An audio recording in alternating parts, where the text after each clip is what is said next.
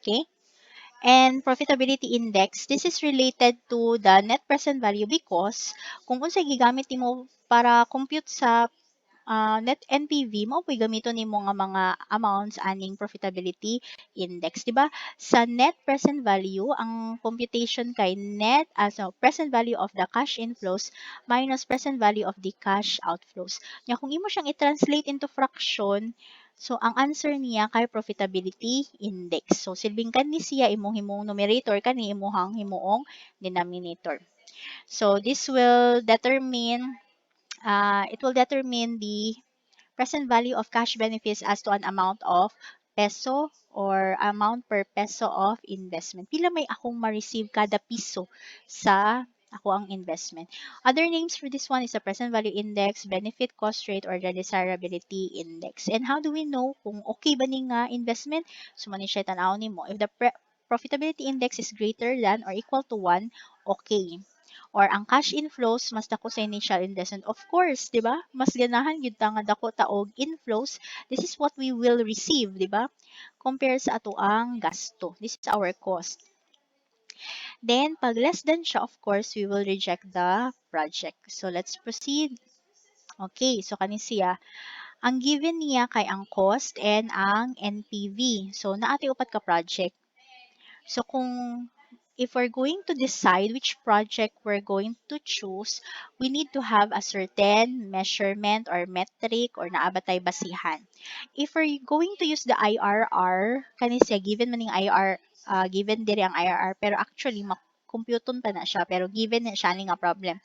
If we're using the IRR, the project which has the highest IRR is kanisya project 2.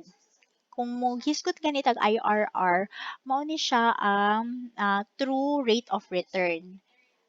Kay ang pag-compute mo gud na magamit ta og present value nga factors. So kani siya true rate of return. Di ba ang ARR, di ba?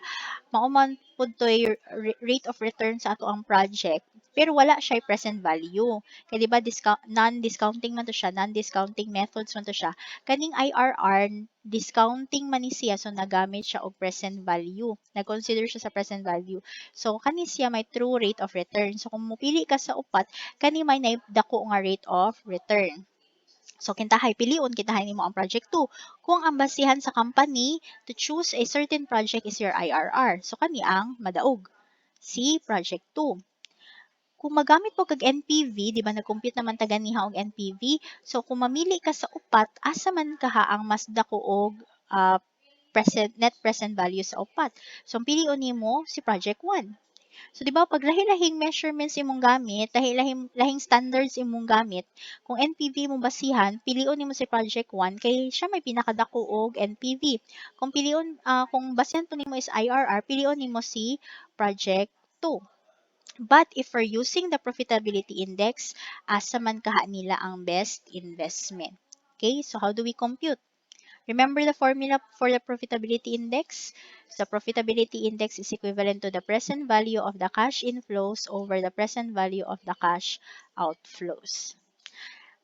In this problem, wala man gihatag ang cash inflow, pero naa ang cash outflow. This is our cash outflow. So therefore, let us determine the cash inflow. Kani siya. So since the NPV is given, remember the NPV, to compute that, that's the present value of the cash inflow minus the present value of the cash outflow. So ato na siyang nganiun siya og format. So NPV is equivalent to present value of cash inflows minus the present value of the cash outflow. So this is our present value of the cash outflow. So given man ni siya, so ibalhin na nato. So kana siya and so on. Remember, ang gipangita nato kay si cash inflow, pero ma-work back siya. So, you will go up. Di ba? Pasaka. So, from 1,100, kay less man ni siya, so ang buhaton nimo, i-add nimo siya kung ipasaka. So, 1,100 plus 10,000, you will get 11,100.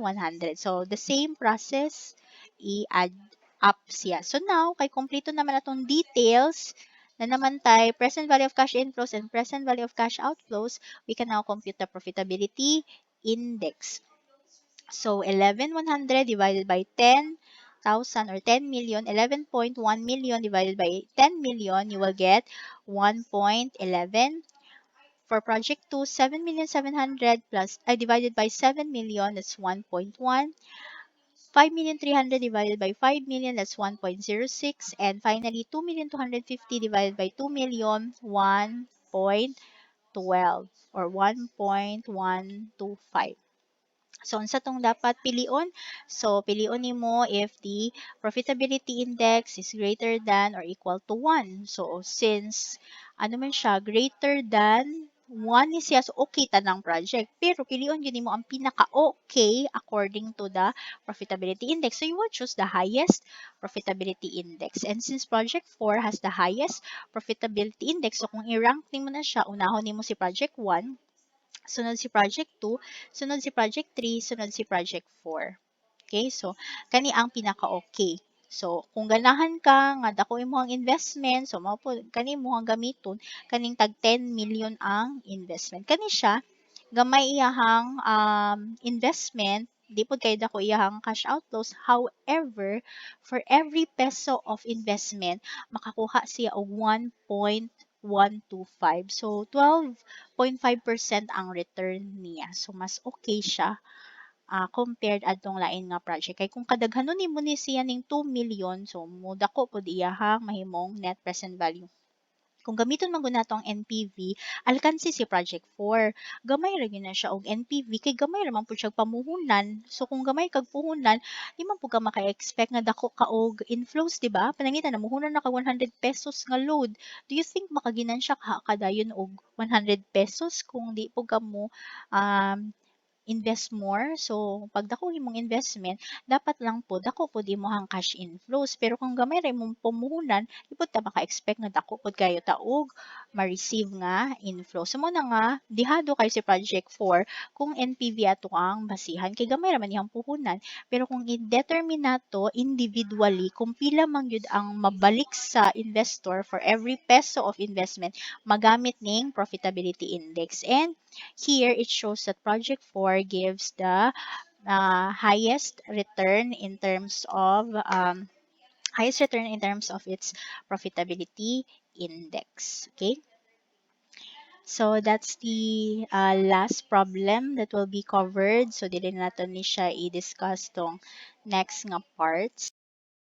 If you like this video, don't forget to click like, subscribe, and hit the notification bell to be updated with the latest video lessons. Thank you for watching.